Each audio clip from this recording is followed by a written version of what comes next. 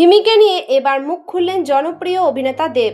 এমন একটি আলোচনা ছড়িয়ে পড়েছে সামাজিক মাধ্যমে। নাটকের শুটিংয়ের অভিনেতা অভিনেত্রীদের বিভিন্ন ধরনের দৃশ্য অভিনয় করতে হয়।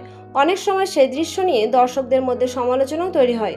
কিন্তু একজন শিল্পীকে শুধু পর্দার একটি দৃশ্য দেখে বিচার করা কতটা যুক্তিসঙ্গত, এই প্রশ্নই এখন সামনে এসেছে। হিমির বক্তব্য ছিল, একজন অভিনেতা নিজের ইচ্ছায় সব দৃশ্য তৈরি করেন না। অনেক কিছুই পরিচালকদের নির্দেশনা এবং গল্পের প্রয়োজন অনুযায়ী করতে হয়। দর্শকদের বিনোদন ও দেওয়ার পাশাপাশি নাটকের ভিউ এবং জনপ্রিয়তার বিষয়টিও নির্মাতাদের মাথায় রাখতে হয়। এবার সেই প্রসঙ্গে দেবের নাম সামনে আসায় শুরু হয়েছে নতুন আলোচনা। সত্যি কি দেব হিমির পাশে দাঁড়িয়ে এমন দৃশ্যের বিরুদ্ধে মুখ খুলেছেন, নাকি বিষয়টি নিয়ে সামাজিক মাধ্যমে শুধু জল্পনাই ছড়াচ্ছে?